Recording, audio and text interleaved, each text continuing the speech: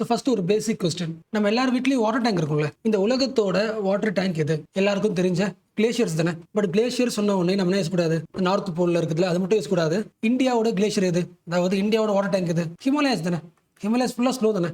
அந்த கிளேஷியர் தான் உருகி நமக்கு என்ன வருது, தண்ணியா வருது. பட் இப்போ ப்ராப்ளம் என்ன, கிளேஷியர்ஸ் ஃபாஸ்டா மெல்ட் ஆகுது, அதான இஷ்யூ. ஸோ ஃபாஸ்டா மெல்ட் ஆகுறதுல இருக்கிற ப்ராப்ளம் என்ன, ரொம்ப சிம்பிள் ப்ராப்ளம் என்ன, நமக்கு நார்மலா கிடைக்க வேண்டிய தண்ணி ஆகும் அதிகமாக வருமா, ஃப்ளட் வருமா. ஸோ நார்மல் டைம்ல ஃப்ளட் வரலாம், சம்மர் டைம்ல ரொம்ப காலத்துக்கு அப்புறம் எல்லாமே மெல்ட் ஆகி முடிஞ்சு போச்சுன்னா தண்ணி இருக்காதுல, ட்ராட்ல. அப்போ கிளேஷியர்ஸ் அது இப்போ எப்படி இருக்கோ அதை ப்ரிசர்வ் பண்ண வேண்டியது அவசியம், எல்லாருக்கும் தெரியும். ப்ரிசர்வ் பண்ணலன்னா அடிக்கடி ஃப்ளட் வரலாம், பாவர்ட்டி வரலாம், ட்ராட் வரலாம். அப்போ நாம என்ன பண்ணணும், கிளேஷியரை ப்ரிசர்வ் பண்ணணுமா. மார்ச் 22 ஞாபகம் இருக்கா, வேர்ல்டு வாட்டர் டேவா. இந்த இயரோட வாட்டர் டேவோட தீம் என்ன, we have to preserve the glacier. Glacier preserve தான் தீமே. பட் ஒருவேளை எப்படி யோசிங்களேன், நம்ம கஷ்டப்பட்டு இந்த கிளேஷியர் உருகுதுல அதை ப்ரிசர்வ் பண்ணியாச்சு வச்சுக்கலாம், ஓகே ப்ரிசர்வ் பண்ணியாச்சு. பட் ப்ரிசர்வ் பண்ணதுக்கு அப்புறமும் ஒரு ப்ராப்ளம் இருக்கு. இந்த நார்மலா தண்ணி வரும்ல, ரிவர்ல வருதுல, அது வந்து கடைசி எங்க கலக்கும், கடல தானே. இந்த ஃபுல் வாட்டர் சைக்கிளும் நேச்சுரலா இருக்கு. நிறைய இடத்துல டேம் கட்டுறோம், நிறைய இடத்துல அந்த கிளேஷியர்ல இருந்து வர தண்ணியை பொல்யூட் பண்றோம், கிரவுண்ட் வாட்டரை எக்ஸ்ட்ராக்ட் பண்றோம். அப்ப எவ்வளவு தான் ப்ரிசர்வ் பண்ணாலும் இந்த ஃபுல் வாட்டர் சைக்கிள் நார்மலா இல்ல. அப்ப நம்ம பண்ண வேண்டியது ரெண்டு விஷயம். ஒன்னு, கிளேஷியர் ப்ரிசர்வ் பண்றதுக்கு குளோபல் லெவல்ல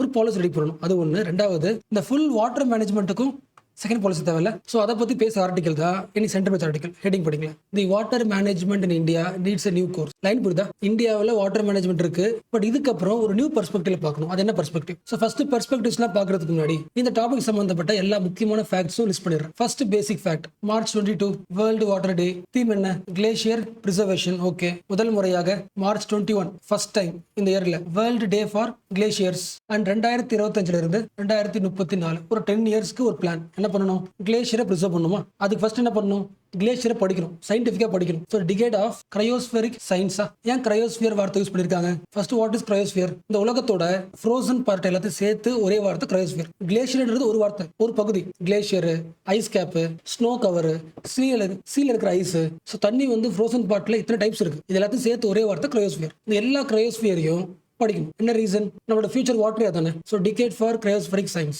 அண்ட் மேபி இந்த பாயிண்ட் வந்து ஆப்ஷனலா சொல்றேன், ஃப்ரீ டைம்ல ரெஃபர் பண்ணலாம். இந்த உலகத்துல இந்த கிளேஷியர்ல இருந்து வர தண்ணி இருக்குல்ல, இந்த கிளேஷியர்ல இருந்து தண்ணி வருதுல, அது மக்களுக்கு எப்படி பயன்படுது, எவ்வளவு மோஸ்ட் இம்பார்ட்டா இருக்கு, அதை பத்தி ஒரு ரிப்போர்ட்டே வந்திருக்கு. Mountain and glaciers water towers. இந்த full report name mountain and glaciers ஐஃபன் தி வாட்டர் டவர்ஸ். எப்படி எல்லா மக்களுக்கும் கிளேஷியர்ல இருந்து வர தண்ணி யூஸ்ஃபுல்லா இருக்கு, அதை பத்தி பேசுற ரிப்போர்ட். ஃப்ரீ டைம்ல ரெஃபர் பண்ணுங்க. பட் இந்த ரிப்போர்ட்டை கோட் பண்ணுவோம் எக்ஸாம்ல, ஒரு ஃபேக்சுவலா கோட் பண்ணுவோம், அவ்வளவுதான். அண்ட் இது கூடவே 2021 இருந்து 2030 ஞாபகம் இருக்கா, உலகம் அழிகிறதுக்கான மெயின் ரீசன் என்ன, வாட்டர் லெவல் அதிகமாகுது, ஓஷன்ல அதிகமாகும். என்ன ரீசன், கிளேஷியர் மெல்ட் ஆகுது, ஓஷன் லெவல் ரைஸ் ஆகுது தானே. ஸோ ஓஷனோட இம்பார்ட்டன்ஸ் தெரிஞ்சுக்கிறதுக்காக தி ஓஷன் டிகேட் 2021 2030. ஓரளவுக்கு புரிஞ்சா. இந்த ஃபேக்ட்ஸ் எல்லாம் என்ன சொல்லுது, எல்லாரும் இந்த ஐஸை பத்தி வாட்டரை பத்தி பேசுறதுக்கு மெயின் ரீசன் என்ன, கிளேஷியர் மெல்ட் ஆகுது. அது குளோபல் கிரைசிஸ் மட்டும் கிடையாது, ஹிமாலயாவில இருக்கிற கிளேஷியர் என்ன ஆகுது, மெல்ட் ஆகுது. இந்தியாவுக்கும் ப்ராப்ளம். ஸோ கிளேஷியர் மெல்ட் ஆக சீ லெவல் ரைஸ் ஆகுது. ஸோ வாட்டர் ஸ்ட்ரெஸ் வர வாய்ப்பு இருக்கு. ஆல்ரெடி ஹீட் ஸ்ட்ரெஸ் இருக்கு, இந்தியாவை ஃபியூச்சர்ல வாட்டர் ஸ்ட்ரெஸ் இம்பாக்ட் பண்ணும். அண்ட் இன்ஃபேக்ட் இந்த டாபிக் பத்தி அனலைஸ் பண்ணும்போது ஒரு கீவேர்டும் கிடைச்சது. இந்த ஃபேக்ட் லிஸ்ட்ல இதை ஆட் பண்ணிக்கலாம். ரிவர் எங்க இருந்து வருது, மவுண்டன்ல இருந்து. அப்போ கிளேஷியல் ஃபர்ஸ்ட் மெல்ட் ஆச்சுன்னா ஃப்ளட் யார்கிட்ட ஃபர்ஸ்ட் வரும், மலைவாழ் மக்கள் தானே, மவுண்டன் கம்யூனிட்டிஸ் தானே, ஹில் கம்யூனிட்டிஸ் சொல்லலாமா. ஸோ எந்த மக்கள் நமக்கு வாட்டர் அலோவ் பண்றாங்களோ, மவுண்டன்ல இருந்து வாட்டர் அலோவ் பண்றாங்களோ, அந்த மக்கள் தான் ஃபர்ஸ்ட் டேஞ்சர். பட் அந்த மக்களோட கவலையை கவர்மெண்ட் பார்க்க மாட்டேங்குது. வாட்டர் ஃப்ளோ எப்படி இருக்கு, இர்ரெகுலரா இருக்கு, அதிகமா வருது, கம்மியாகுது. ஸோ ஃபர்ஸ்ட் நம்ம ஃபோக்கஸ் பண்ண வேண்டியது ஹில் கம்யூனிட்டிஸ். பட் கவர்மெண்ட் அவங்கள ஃபோக்கஸ் பண்ண மாட்டேங்குது. இதுக்கு ஒரு keyword mountain marginalisation. Maybe ethics லேயர்ஸ்ல பயன்படலாம், யூஸ் பண்ணிங்க. ஸோ இப்போ பார்த்து எல்லாம் ஃபேக்ட்ஸ், இதெல்லாம் அப்படியே விட்டுருங்க. இப்போ ஐடியாக்கு வரலாம். தண்ணியை மேனேஜ் பண்றதுல இந்தியா எதை மிஸ் பண்ணுது, இப்போ உலகம் முழுக்க பேசுற இந்த சோர்ஸ் டு சி அப்ரோச்சை மிஸ் பண்ணிடுச்சு. ஸோ வாட்டர் மேனேஜ்மெண்ட்ல இது நியூ அப்ரோச். சரி, நம்மளுக்கு தெரிஞ்ச அப்ரோச் தான், பேப்பர்ல இருக்கு, இம்ப்ளிமெண்ட் செய்யப்படவில்லை.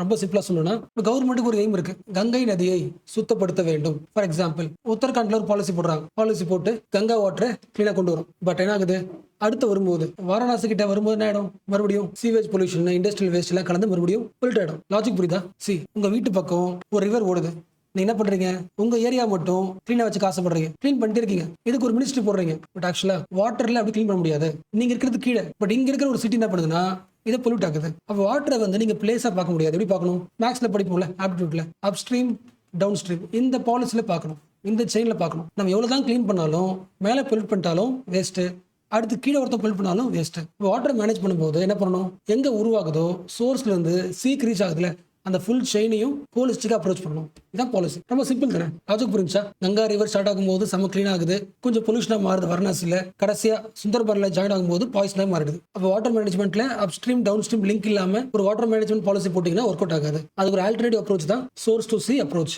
அண்ட் இந்த அப்ரோச்சுக்கு இன்னொரு name ridge to reef approach. Meaning புரிஞ்சுல, மவுண்டன் ரிட்ஜ்ல உருவாக்குற தண்ணி அங்க ஆரம்பிச்சதுல இருந்து கடல்ல இருக்கிற ரீஃப் இருக்குல்ல, அது வரைக்கும் ஒன்னா சேர்த்து ஒரு அப்ரோச் தேவை. ஓரளவுக்கு புரிஞ்சதுல. பட் இப்போதைக்கு நம்ம என்ன பண்றோம், ரிவர் தனி, லேக் தனி, ஓஷன் தனி. ஸோ ஒவ்வொரு மினிஸ்ட்ரியும் தனித்தனியா மேனேஜ் பண்ண ட்ரை பண்ணுது. லிங்க் பண்ண முடியுதா? உங்களுக்கு புரிஞ்சிருக்கும், பட் மை ரெஸ்பான்சிபிலிட்டி. ஜஸ்ட் யோசிங்களேன், இந்த வாட்டர் மேனேஜ்மெண்ட் எங்க ஆரம்பிக்கணும்னு யோசிக்கிறதுக்கு முதல்ல வாட்டர் எங்கெல்லாம் பயன்படுத்துறாங்க அந்த ஃபுல் ஃப்ளோல. ஃபர்ஸ்ட் கிளேஷியரா, அது வரும்போது என்ன பண்ணுவோம், டேம் கட்டுவோமா, டைவர்ட் பண்ணி இண்டஸ்ட்ரி கொடுப்போமா, டைவர்ட் பண்ணி விவசாயத்துக்கு யூஸ் பண்ணுவோமா, அண்ட் அதே வாட்டர் கிரவுண்ட் வாட்டர்ல சேவ் ஆகும். கிரவுண்ட் வாட்டர் எக்ஸ்ட்ராக்ட் பண்ணிடுறோமா, யூஸ் பண்ணது மட்டும் இல்லாம என்ன பண்றோம், எல்லாரும் சேர்ந்து அதே வாட்டருக்குள்ள பிளாஸ்டிக் பொல்யூஷன், கெமிக்கல் பொல்யூஷன் எல்லாம் ஆட் ஆகுதா? இவ்வளவு பொல்யூஷனோட எங்க வருது, கடலுக்கு வருது. அப்ப எல்லா கம்யூனிட்டிஸும், விவசாய communities, industrial communities, urban communities எல்லாரும் யூஸ் பண்ணிட்டு பொல்யூஷன் ஆட் பண்ணி அந்த பாய்சன் வாட்டர் கடைசி எங்க வருது, மீனவ மக்கள் பயன்படுத்துறவே நிற்குது. லிங்க் பண்ண முடியுதா? This is injustice, water injustice. Link பண்ண முடியுதா? அப்ஸ்ட்ரீம்ல பண்ற ப்ராப்ளத்தால பாதிக்கப்படுறது டவுன் ஸ்ட்ரீம்ல வாடுற மக்கள். அதுக்கு என்ன ரீசன்? அந்த வாட்டரை பாத்துக்கிறதுக்கான ஒரு காமன் பாலிசி இல்ல. ஒரு குளம் இருக்குன்னா அதை பஞ்சாயத்து பாத்துக்குது. இன்னும் கொஞ்சம் பெருசா இருக்குன்னா அந்த ஊரோட லோக்கல் கவர்மெண்ட் பாத்துக்கும், அதாவது முனிசிபாலிட்டி பாத்துக்கும். இன்னும் பெரிய ரிவர்னா ஸ்டேட் கவர்மெண்ட் பாத்துக்கும். இன்டர் ஸ்டேட் ரிவர், பெரிய ரிவர்னா இந்தியா பாத்துக்கும், சென்ட்ரல் கவர்மெண்ட் பாத்துக்கும். வாட்டர் பேஸ் பண்ணி மினிமல் ஒரு 4 கவர்னன்ஸ் இருக்கு. ஒவ்வொருத்தரும் ஒன்று பண்ணிட்டு இருக்கான். ஸோ சிம்பிளா இதை கவர்னன்ஸ் பிரேக் டவுன் சொல்லலாம். கரெக்ட் தானே? இவ்வளவு ஏன் ஸ்ட்ரெஸ் பண்றேன்னா ஒரே பாயிண்ட் தான். இந்தியாவில் ரிவர் வந்து ஒரு ஸ்டேட்ல இருந்து இன்னொரு ஸ்டேட்டுக்கு தான் ஷிஃப்ட் ஆகுது. என்ன ஆகுது, ஒரு ஸ்டேட்காரன் முடிஞ்ச அளவுக்கு பொல்யூட் பண்ணிட்டு அந்த தண்ணியை இன்னொரு ஸ்டேட்டுக்கு அனுப்புறான். சென்ட்ரல் கவர்மெண்ட் என்ன பண்ணுது, இந்த ஸ்டேட்டுக்கு வர தண்ணியை கிளீன் பண்றதுக்கு இண்டஸ்ட்ரி வைக்குது, பாலிசி போடுது.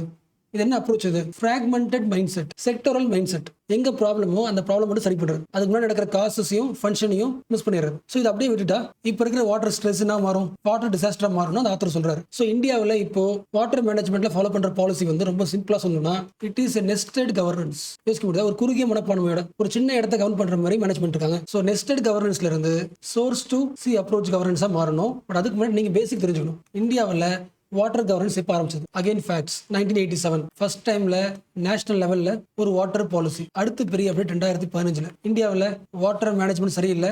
ஸோ வாட்டர் மேனேஜ்மெண்ட் சம்பந்தப்பட்ட 2 முக்கியமான கமிட்டி, சென்ட்ரல் வாட்டர் கமிஷன் இருக்குல்ல, அந்த கமிஷனையும் கிரவுண்ட் வாட்டர் போர்டு. லிங்க் பண்ண முடியுதா? வாட்டருக்கு கமிஷன் போர்டு இருக்கு, central water commission plus ground வாட்டருக்கு ஒரு போர்டு இருக்கு.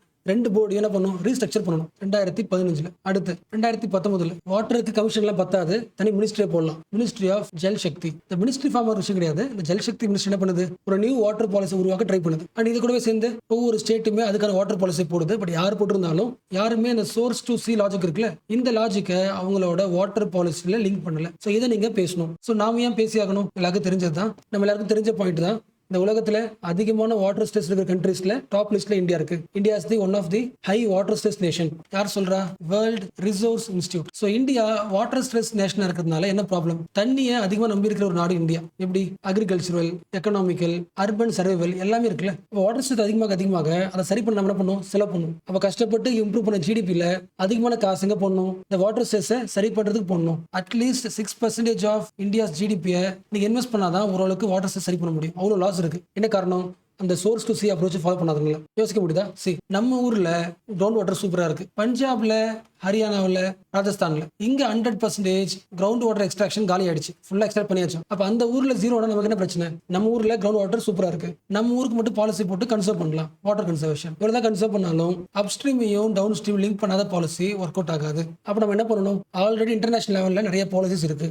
ஃபார் எக்ஸாம்பிள் 2012 யுனைடெட் நேஷனோட யூனிவர்சிட்டி இந்த எல்லா பாயிண்ட்டும் சொல்லுது. என்ன சொல்றாங்க, ரிவரு, லேக்கு, அக்விஃபேரு, ஓஷன் இது எல்லாத்தையும் தனித்தனியா பார்க்காதீங்க. ஈவன் ஒரு சின்ன டிராப் ஆஃப் வாட்டர் இருக்குல்ல, that is also linked with the same water cycle.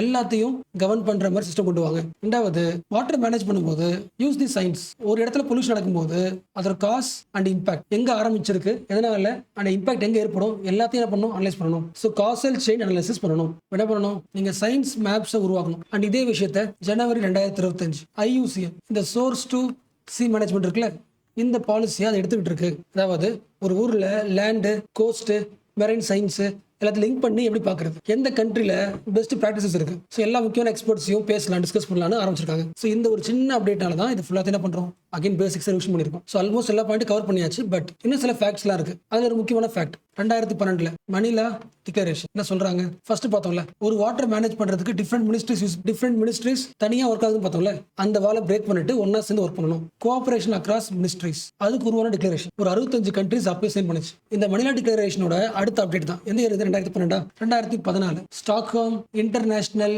Water institute இவங்க லான்ச் பண்ணது தான் action platform for source to sea management. So சோர்ஸ்ல இருந்து சி வரைக்கும் மேனேஜ் பண்றதுக்கு என்ன ஒர்க் பண்ணணும், அதுக்கான பிளாட்ஃபார்ம் உருவாக்குறாங்க. ஒரு டிஸ்கஷன் ஃபோரம் உருவாக்குறாங்க. யாரு? Water institute. இந்த பிளாட்ஃபார்மை இப்போ ஹேண்டில் பண்றது யாரு? IUCN. எப்போ இருந்து? 2025 ஜனவரில இருந்து. ஸோ இதுக்கப்புறம் பேப்பர்ல IUCN சம்பந்தப்பட்ட source to sea management policy வரலாம். அந்த ஒரு அப்டேட்டுக்காக தான் இந்த ஃபுல் பேசிக்ஸும் படிச்சோம். ஸோ இந்த ஆர்டிகல் பேசின ஆல்மோஸ்ட் எல்லா பாயிண்ட்டும் முடிச்சாச்சு. ஃப்ரீ டைம்ல படிச்சு பாருங்க. Water management in India needs a new course. இந்த நியூ கோர்ஸ் தான் என்னது? New perspective source to sea approach.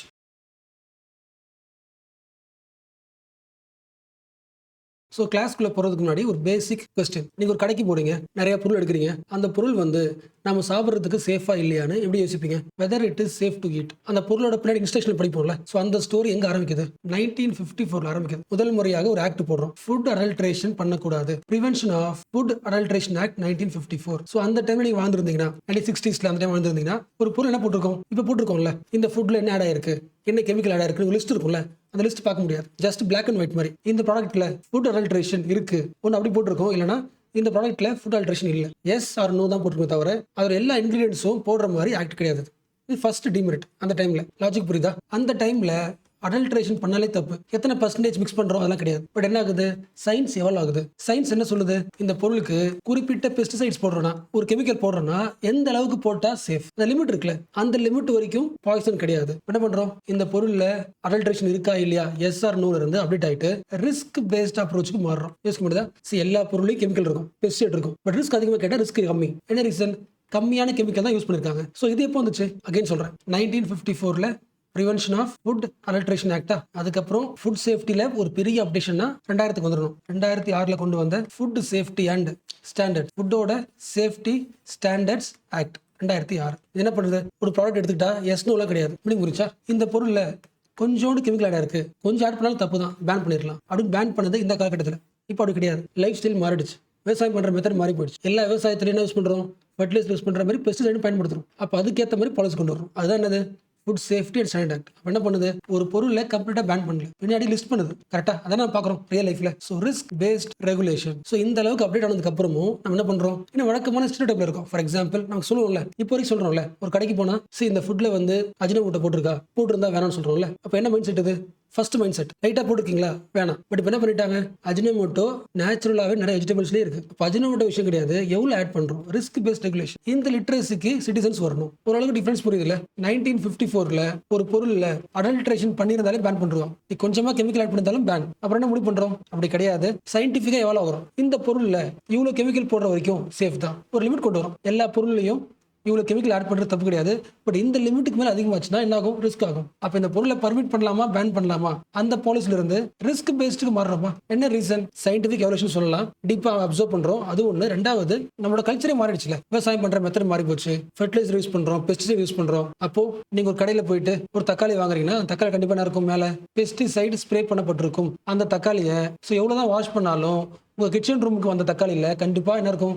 கொஞ்சமாச்சு பெஸ்டிசைட் மிச்சம் இருக்கும். ஸோ கொஞ்சம் ரெசிடியூ இருக்கும், நம்ம கிச்சன்ல யூஸ் பண்ற காய்கறில இருக்கும். அப்ப இந்த லைஃப் ஸ்டைல் வந்ததுக்கு அப்புறம் என்ன முடிவு வரணும்? தக்காளி மேல எவ்வளவு ரெசிடியூ இருந்தா சாப்பிடலாம், எந்த லிமிட் தானே முக்கியம். அந்த லிமிட்டுக்கு அப்டேட் ஆயிடுச்சு. இதுக்கு பேர் என்ன? Maximum residue limit. புரியுதுல? MRL. அகைன் சொல்றேன், நம்ம ஒரு தக்காளி வாங்கிட்டு வரோம், நம்ம வீட்டுல இருக்கு.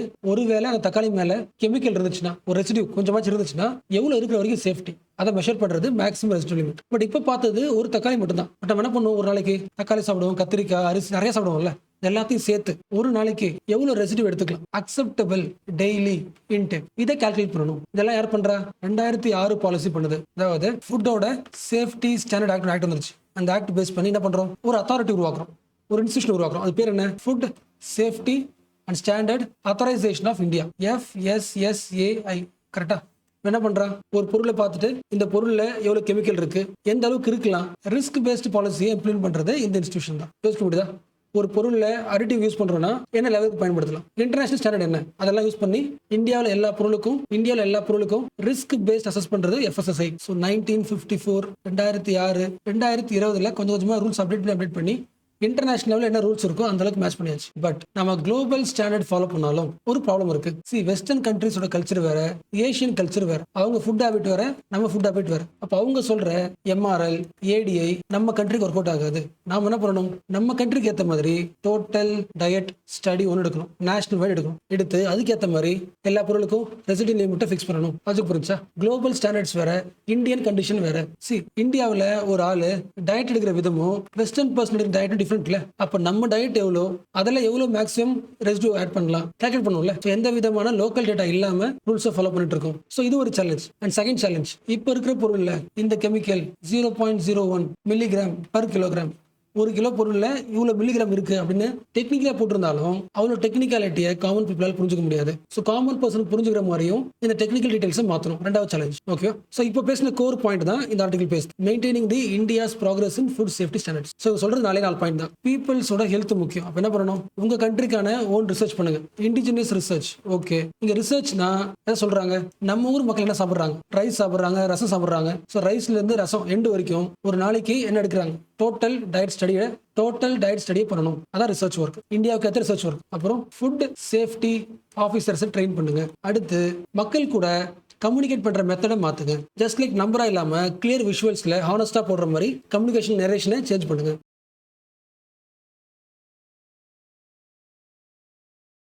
நீங்க ஒரு பிசினஸ் பண்ணிருக்கீங்க, ஓரளவுக்கு பிசினஸ் நல்லா போயிட்டு இருக்கு, உங்களுக்கு ஐடியா வருது, எக்ஸ்பேண்ட் பண்ணலாம், பிசினஸ் எக்ஸ்பேண்ட் பண்ணலாம், இன்னொரு கடை போடலாம், ஒரு 4 பேருக்கு எக்ஸ்ட்ரா ஆள் சேர்க்கலாம், வேலைக்கு ஆள் போடலாம்னு யோசிக்கிறீங்க. அப்போ அதுக்கு என்ன தேவை, இன்னும் கொஞ்சம் எக்ஸ்ட்ரா இன்வெஸ்ட்மெண்ட் பண்ணணும்ல. லிங்க் பண்ண முடியல, ஒரு 4 பிரான்ச் எக்ஸ்ட்ரா ஆரம்பிக்க போறீங்கன்னா காசு வேணும். காசுக்கு எங்கே போவீங்க, பேங்க் போவீங்க. நிறைய பேங்க் லோன் தருது. பட் நீங்க ஏதோ ஒரு பேங்க் சூஸ் பண்ணி போறீங்க. என்ன ரீசன், ஒரே ஒரு ரீசன் தான், இன்ட்ரெஸ்ட் தான். அதான் வட்டி. எந்த பேங்க்ல வட்டி ரொம்ப கம்மியா இருக்கும் அதான் அல்டிமேட் எய்ம். அப்போ இந்த ஈவெண்ட் என்ன சொல்ல வருது, ஒரு பேங்க் வந்து இன்ட்ரெஸ்ட்டை ரொம்ப கம்மியாக வச்சிருந்துச்சுன்னா நிறைய பேர் லோன் வருவாங்க, இன்வெஸ்ட் பண்ணுவாங்க. அதானே. இப்போ சொல்லுங்க, இன்னைக்கு ஃப்ரண்ட் பேஜில் பார்த்துருப்பீங்களே, ஆர்பிஐ ரெப்போ ரேட்டை குறைச்சிருக்கு. RBI cuts the repo to 5.5% and also reduces the cash reserve ratio. And உங்களுக்கு தெரியும், இது நியூஸ் கிடையாது. ரீசெண்ட் டைம்ல வட்டி என்ன பண்ணிட்டு இருக்கு, ஆர்பிஐ குறைச்சிக்கிட்டே இருக்கு. அப்போ அதோட எய்ம் என்ன, இந்தியாவில் பிசினஸ் ஸ்லோவா இருக்கு, பிசினஸ் என்ன பண்ணலாம், அதிகமாக்கலாம். இந்த பாலிசிக்கு பேர் என்ன, அக்கமோடேட்டிவ் பாலிசி தானே.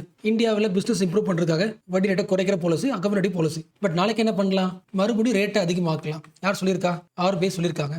ஸோ இது வரைக்கும் குறைச்சோம், இது வரைக்கும் ஆர்பிஐ ஃபாலோ பண்ண பாலிசி அக்கமோடேட்டிவ் பாலிசி. பட் ஃபியூச்சரில் இதுக்கப்புறம் ஜூனுக்கு அப்புறம் நியூட்ரல் பாலிசிக்கு வந்துடும். குறைக்கிற ஐடியா கிடையாது. அந்த மாசத்துல ஜூன் மாசத்துல இன்ஃப்ளேஷன் ரொம்ப அதிகமா இருக்கு, ஆல்ரெடி எக்கனாமில மணி சப்ளை ரொம்ப அதிகமா இருக்கு அப்படின்னா அந்த மாசத்துக்கு நியூட்ரல் என்ன பண்ணி ஆகணும், வட்டி ரேட்டை அதிகமாக்கணும், ரெப்போ ரேட்டை அதிகமாக்கலாம். இதான நியூஸ். அண்ட் பேசிக்ஸ் உங்களுக்கே தெரியும், நிறைய தடவை பார்த்தாச்சு, அண்ட் தனி கிளாஸே போட்டிருக்கேன். So what is repo rate, நீங்களே ரிவைஸ் பண்ணிக்கங்க. பேங்க்ஸ்க்கு காசு தேவைப்படுது, ஆர்பிஐல போய் கடன் வாங்கும். ஸோ பேங்க்ஸ் கடன் வாங்குறதுக்கு ஆர்பிஐ போடுற வட்டி தானே அது ரெப்போ ரேட். அப்போ ரெப்போ ரேட் வந்து கம்மியா இருந்துச்சுன்னா எல்லா பேங்க்ஸ் என்ன பண்ணுவாங்க, ஆர்பிஐ தர வட்டி ரொம்ப கம்மியா இருக்கு, கடன் வாங்கிப்பாங்க. எவ்வளவு கடன் வாங்குறாங்களோ மக்களுக்கு என்ன ஆகும், அவ்வளோ சப்ளை போகும். அதானே. RBI lends the money to the bank in repo rate. அந்த ரெப்போ ரேட் என்ன ஆகலாம், அதிகமாக இருக்கலாம், கம்மியா இருக்கலாம். இப்போ கம்மியா இருக்கு. ஸோ பேங்க்ஸ் என்ன பண்ணுவாங்க, அதிகமாக கடன் வாங்குவாங்க, அதிகமான காசு மக்களுக்கும் போகும். இப்போ சொல்லுங்க, ரேட்டு குறைஞ்சிடுச்சு. ரேட்டு குறைஞ்ச டைம்ல நீ பேங்க்ல போயிட்டு கடன் வாங்குறது யூஸ்ஃபுல்லா, இல்லை பேங்க்ல போயிட்டு டெபாசிட் பண்றது யூஸ்ஃபுல்லா? டெபாசிட் பண்றது வேஸ்ட் இல்லை, வட்டி ரொம்ப கம்மி. நீ டெபாசிட் பண்ணாலும் வர காசு எப்படி இருக்கும், வட்டி கம்மியா இருக்கும். கரெக்டா. யாருக்கு லாஸ் ஆகலாம், சீனியர் சிட்டிசன்ஸ், சேவ் பண்ணுறவங்களுக்கு கொஞ்சம் வட்டி நாகலாம் கம்மியாக இருக்கலாம். அதனால அர்த்தம், பேங்க்ல வட்டி ரொம்ப அதிகம் என்ன பண்ணலாம், நம்ம செலவு பண்ணாமல் போய் சேவ் பண்ணலாம், வட்டி அதிகமாக கிடைக்கும் டெபாசிட்ல. இந்த ஆங்கிலும் யோசிக்கணும், எக்ஸாமில் கேட்பாங்க. ஓகேல, இதுக்கு மேலே இதை எக்ஸ்பிளைன் பண்ணல, ஏன்னா எல்லாருக்குமே தெரியும். அண்ட் ஆல்சோ உங்களால் ரீச் பண்ணுற முடியும் இந்த டாப்பிக்கை. பட் நான் படிக்க டைம் ரொம்ப கஷ்டம். அப்போ யூடியூப் கிடையாது, நிறைய டீச்சர்ஸ் கிடையாது, ஒரே டீச்சர் தான். நீங்கள் எந்த அகாடமி போறீங்களோ அவங்க சொல்கிறதான் கிளாஸ். நாமளா புக் எடுத்து ரமேஷிங்கில் லைன் பை லைன் படிச்சு நமக்கு புரிஞ்சு எடுக்கிற அந்த டைம் கிடையாது. இப்போ ஷார்ட்ஸ் லெவலில் கூட வந்துருச்சு ரேட்ஸ். நீங்கள் யூட்டிலைஸ் பண்ணிக்க வேண்டியது உங்களோட கடமை. இப்போ சொல்லுங்க, ஹோம் லோன் வாங்க போறீங்க, இந்த காலகட்டத்தில் வாங்குறீங்க, இஎம்ஐ எப்படி இருக்கும், கம்மியாக இருக்கும், வட்டி கம்மி இல்லை. பிஸ்னஸ் ஆகும், எக்ஸ்பேண்ட் ஆகும், ஜாப்ஸ் ஆகும், அதிகமாகும். ஆச்சு புரியுதா.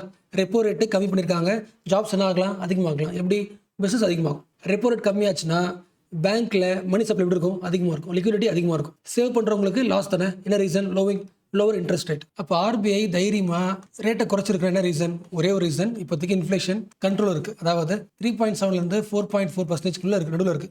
ஒரு 4% வச்சுக்கலாம். இன்ஃப்ளேஷன் அளவுக்கு 4% இருக்கிறதுனால growth என்ன பண்ணலாம், அதிகமாக்கலாம். ஸோ கடன் தரலாம். And similarly cash reserved ratio. ஒரு பேங்க்குக்கு காசு வருதுன்னா, கடன் வாங்குறாங்க இல்லை இன்வெஸ்ட் பண்ணுறாங்க, ஒரு காசு பேங்க்குக்கு வருது, இந்த ஃபுல் காசையும் மக்களுக்கு கொடுத்துடலாமா, இல்லை 50% கடன் தரலாமா, எல்லாம் முடிவாகிறது கேஷ் ரிசர்வ் ரேஷியோ. ஒரு குறிப்பிட்ட கேஷ் என்ன பண்ணிக்கணும், நீ ரிசர்வ் பண்ணி எப்போதும் வச்சுக்கோ பேங்க்லேயே. எதுக்கு? எமர்ஜென்சி டைம்ல. இது ரூல் இது. இப்போ கேஷ் ரிசர்வ் ரேஷியோவை குறைச்சிட்டாங்கன்னா கம்மியான காசை வச்சுக்கிட்டா போதும் பேங்க்ல. அப்படின்னா ஆகும், நிறைய மக்களுக்கு சப்ளை அதிகமாகும். கரெக்டா? ஸோ ரெப்போ ரேட்டு குறைஞ்சிருக்கு, கேஷ் ரிசர்வ் ரேஷியோ குறைஞ்சிருக்கு. இதான் நியூஸ். எஸ்.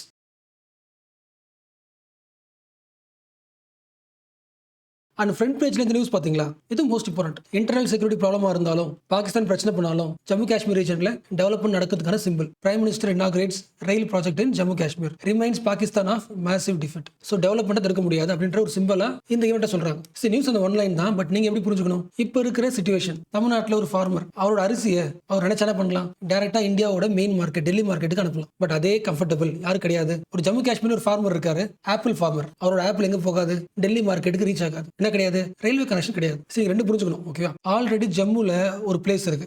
இந்த பிளேஸ் பேர் வந்து கத்ரா. ஸோ அங்கிருந்து டெல்லிக்கு ஆல்ரெடி கனெக்ஷன் இருக்கு. பட் எங்க கிடையாது? ஸ்ரீநகருக்கும் டெல்லிக்கும் கனெக்ஷன் கிடையாது. என்ன பண்ணிருக்கோம்? ஸ்ரீநகர்ல இருந்து காத்ராக்கு, அதாவது காஷ்மீர்ல இருந்து ஜம்முக்கு, ஸ்ரீநகர்ல இருந்து கத்ராவுக்கு வந்தே பாரத் எக்ஸ்பிரஸ் லிங்க் பண்ணியாச்சு. ஸோ அங்கிருந்து கத்ரா போகும், அங்கிருந்து டெல்லிக்கு வந்துடும். ஸோ இந்தியா கூட கனெக்ட் ஆயிடுச்சு. இது ஸ்ரீநகர். அதனால அச்சீவ்மெண்ட். ஸோ ஸ்ரீநகர்ல இருந்து காத்ரா இதுக்கு போற டிஸ்டன்ஸ்ல என்ன இருக்கு? நிறைய பிரிட்ஜ் இருக்கா? அதில் முக்கியம் தெரிஞ்சுக்க வேண்டிய பிரிட்ஜ் செனாப் பிரிட்ஜ். என்ன reason? World's highest railway arch bridge. And இன்னொரு பிரிட்ஜ் இருக்கு, அஞ்சல் பிரிட்ஜ். ஃபேக்ட் முக்கியம் இல்லை, பட் பேப்பர்ல கொடுத்துருந்தாங்க, ஆட் பண்ணிட்டேன்.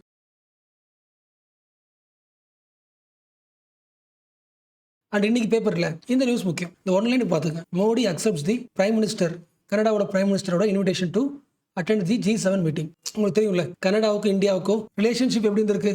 வெரி ஃபர்ஸ்ட் தானே. அதுக்கு மெயின் ரீசன் என்ன? இந்தியன் பாயிண்ட் ஆஃப் வியூல இந்தியாவில் யாரெல்லாம் செப்பரேட்டிஸ்ட் மூவ்மெண்ட் பேசுறாங்களோ, ஃபார் எக்ஸாம்பிள் இந்தியாவில இருந்து பஞ்சாபை பிரிச்சிடணும், காலிஸ்தான் தனி ஸ்டேட்டா உருவாகணும், எக்ஸாம்பிள் செப்பரேட்டிசம் பேசுறாங்களோ, அவங்க என்ன பண்றாங்க? இந்தியா விட்டு வெளியே போயிட்டு கனடாவில் ஸ்டே பண்ணி கனடாவோட சிட்டிசனா மாறிடுறாங்க. ஸோ இந்தியன் ஆரிஜின், இந்தியாவில் பிறந்து இந்தியன் கவர்மெண்ட் எதிராக பேசிட்டு கனடாவில் போய் வாழ்ந்து கனடாவில் சிட்டிசன் ஆயிடுறாங்களா? அப்போ இந்தியாவுக்கு யாரெல்லாம் பிடிக்காதோ அவங்களை யார் பாதுகாக்குது? கனடா பாதுகாக்குது. இது யாரோட குற்றச்சாட்டு? இந்தியாவோட குற்றச்சாட்டு. கனடா சொல்லுது, எப்படி இருந்தாலும் யாரு? கனடாவோட சிட்டிசன். நீங்க எப்படி கனடாக்குள்ள வந்து கனடா சிட்டிசனை கைது பண்ண முடியும், கொலை பண்ண முடியும்? அவங்க இந்தியன் ஆரிஜினா இருந்தாலும், இந்தியாவுக்கு பிடிக்காத இருந்தாலும், கனடா கண்ட்ரிக்குள்ள வரது உங்களுக்கு அதிகாரம் கொடுத்தது யாரு? இதான பாயிண்ட். ஸோ இந்த டென்ஷன் ரொம்ப அதிகமாக்குறது யாரு? கனடாவோட லாஸ்ட் பிரைம் மினிஸ்டர். இப்போ என்ன ஆயிட்டாங்க?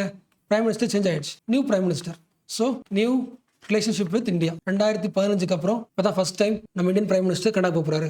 இதுக்கு கனடா பிரைம் மினிஸ்டர் கனடாவில் நடக்கிற G7 மீட்டிங் அட்டன் பண்றதுக்கு மோடியை கூப்பிட்டுருக்காங்க. இதெல்லாம் நியூஸ். இதுக்கு முன்னாடி நிறைய ஸ்டோரி இருக்கு. கனடாவுக்கு இந்தியாவுக்கு ஃபிளாஷ்பேக் எடுத்து பார்த்தாலே ஒரு 3 விஷயம் பேசுவோம்.